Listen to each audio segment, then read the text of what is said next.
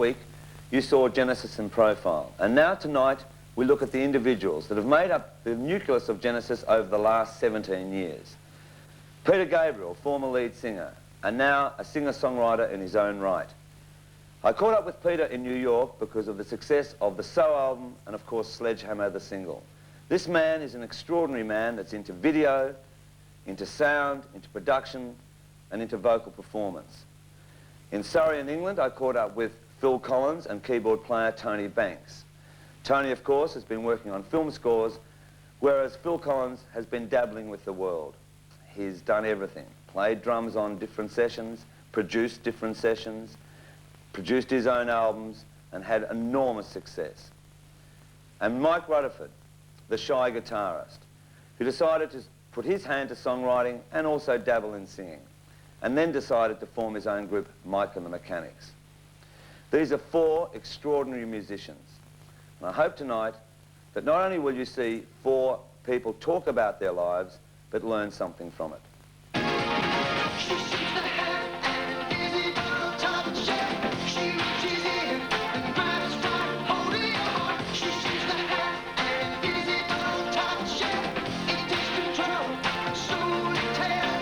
Literally, as the Beatles were breaking up, Genesis was forming.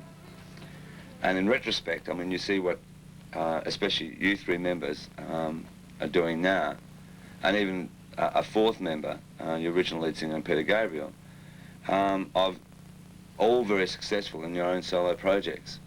Perhaps the Beatles should have done the same thing.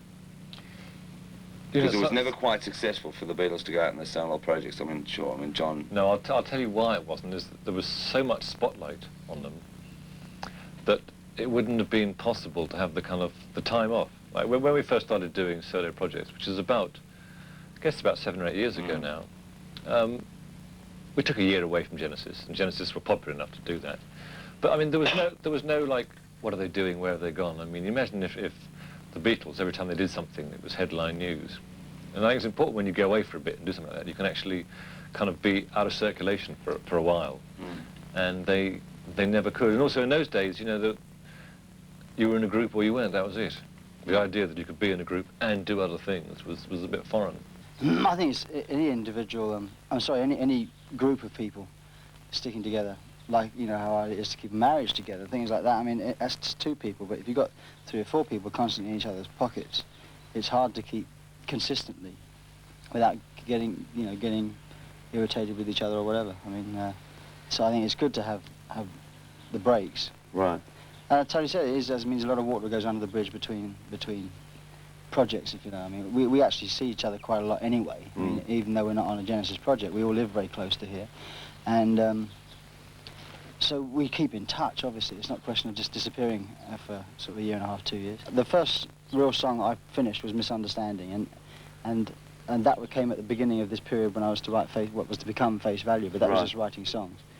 And I mean, at the end of it, then there were 3. We went on tour in Japan and places like that, States, and a big tour of Europe. We did 3 tours of America in that year, with the Mirrors and everything. And it was during that year that my marriage broke up. So when I came back, we came back from Japan, because I was in a bit of a state emotionally, Tony and Mike started on their solo albums. Right. To give me time to get myself together.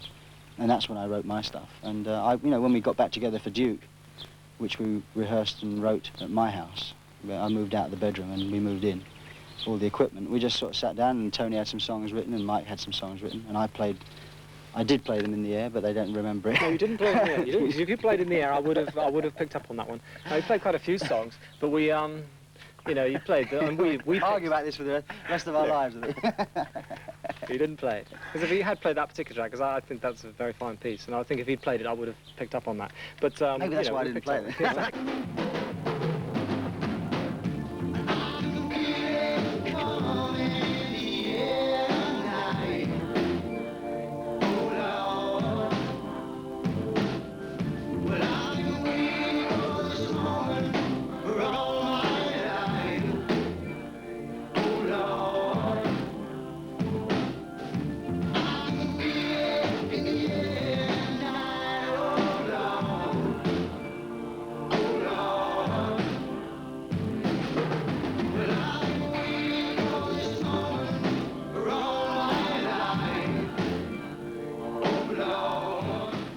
I mean, I made, the Face Value was made so slowly.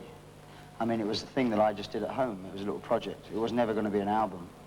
It was only really at the end of the whole thing when I was starting to sort of get myself together, and I'd written about a dozen songs that Tony Smith, not Tony Stratton Smith, right. Tony Smith, who managed the band, he said, listen, you should put this out. This sounds great. So at that point, I thought, well, I don't want to go back and re-record them because I had so much, the demos that I'd done had so much sort of spirit for me. Right.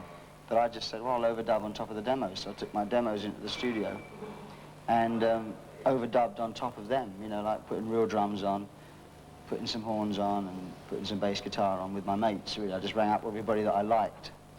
I mean, I'd never met the Earth, Wind & Fire guys. I just rang them up and said, would you fancy doing this? And they said, yeah. I sent them some demos, you know. And so it happened. Steve Bishop, Alphonso Johnson, Clapton, who's a neighbour of mine, he played on it. Darryl from Genesis. So it really just happened, that album.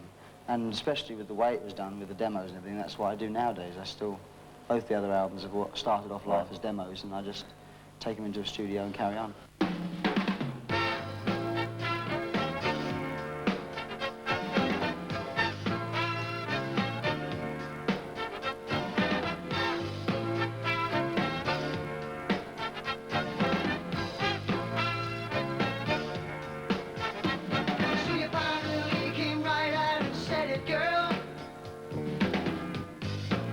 What took you so long? It was in your eyes. That looks never far too long. I'm waiting in line. Would you say if I was wasting my time? Did I miss again? I think I missed again.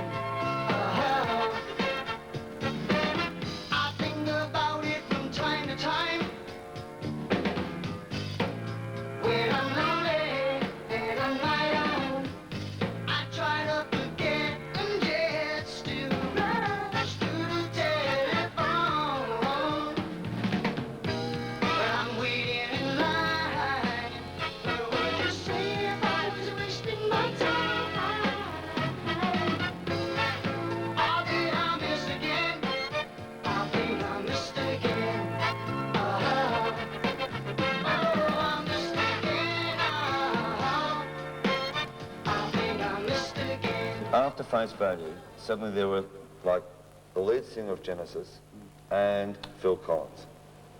And since then, I mean, it's just been, I don't know, it's been an amazing story. Yeah. I mean, there's been a lot that's gone wrong so far. No, exactly, and I don't think it's something you've actually worked on, you know? No, I mean, to be honest, I don't think too much about it, which is probably one of the reasons why it's gone so well. I mean, I do my albums in between everything else, and yet I do everything else in between my albums. It just seems to flow naturally. I mean, there's a Genesis album once every couple of years because really we like to have time away from each other to want to come back. That way we're not a slave to the band, you know.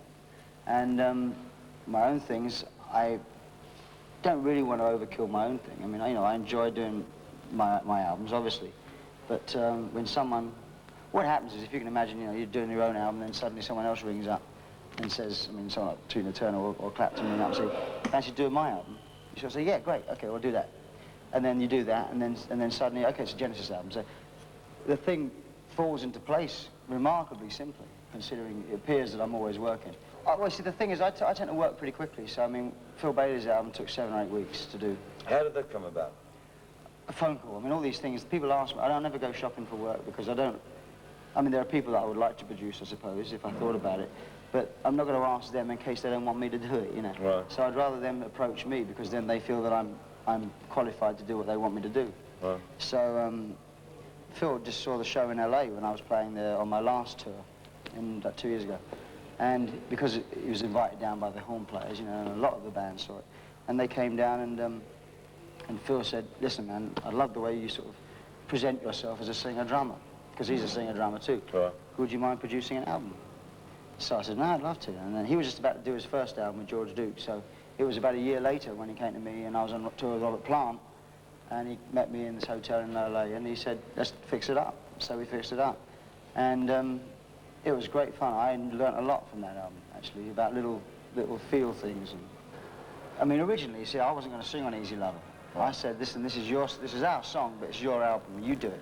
Because I don't want to get involved in a duet. I mean, I just done a duet with Eric Clapton. Right. Record company were tearing their hair out. Don't sing anymore, you know, because people are going to get fed up with you. And I can't help it, you know, like I get in the studio and someone says, do you want to sing? So you end up singing. So, you know, I knew as soon as we'd done that it was a hit record. I mean, we both knew that. It was a great song. And so we knew we'd have to make a video for it. And I said, of course, you know, if we're going to make the record, I want to give it all the chances we got. So Jim Yukich, who is the director that's filming all this tour, did the last, did the One More Night in Studio videos, Right. and the That's All video for Genesis. He got involved in it, obviously, because I liked him as a director, and I wanted someone that I knew. I didn't want, you know, because R&B directors can do some strange things. If you've seen the Jackson videos and things like that, Right. you know, they're very sort of a bit tacky, I think. But so I said I wanted something very simple and not at all pretentious and no concept in it. So Jim had this idea, well, and I said, you've got a day to do it in as well, because I ain't having any more time off. I'm working on my own album. So we got together, and literally the moment when you see me meeting Philip is the moment when I met Philip.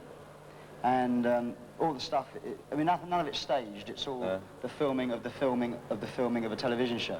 We just mocked up this idea of a television show and doing it with them, you know, filming on the monitors and going down. And I think because it was all one take stuff and because it was fun for us to do, it shows. And a lot of people have mentioned how much they enjoy it because it looked like It's fun. so simple. I mean, it's... Well, I'm a believer in simple clips anyway. I mean, if you've got to have videos and they seem a necessary evil, at the moment at least, you know, I think they should be, I prefer simple ones. It's not that they should be anyone. If they're all simple, then mine wouldn't stand out. But I prefer doing simple things myself.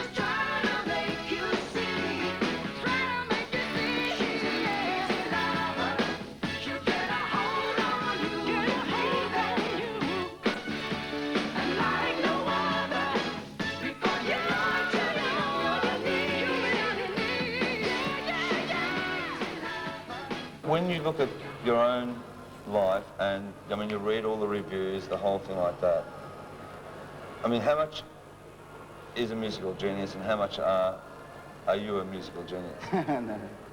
Well, I still aspire to my own heroes, you know, so I can't think of, I don't Well, you think... play a Tamla Motown song, you know, in your own bracket, you know? Yeah.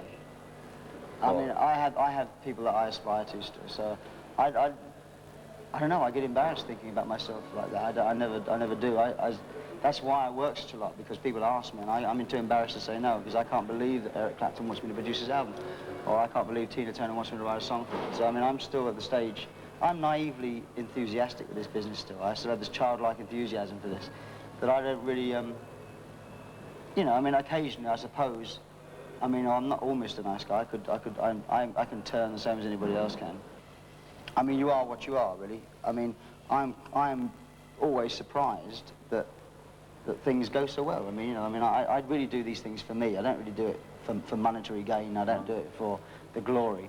I really do it because I want to do it, and I write my music that I like, and I put it out on a record, and whoops, other people like it too. I mean, it's a bit like that. Right. And it might sound like false modesty or like, or you know, being far too humble, but really that's the way it is with me. And I don't really think I should be kind of a prima donna. Well, I Just mean, for the sake of it, you know. going on that, when people sort of like, it was in the middle of the Bruce Springsteen tour, the whole thing like that, suddenly people are saying, wait till you see this concert, you know, because I mean, you've already done 2 nights in Sydney. Yeah. I saw it, I mean, last night, and it just blew me out. I mean, for, which you said before, a drummer-singer, to have to stage a show, which you do, Yeah. on the score of entertaining people, I mean, how much did you pull out of yourself, from the Artful Dodger to being the drummer of Genesis to... Well, the singer of- I think the humorous aspect of the show is the part that I almost enjoy the most, because the music is going to be is played with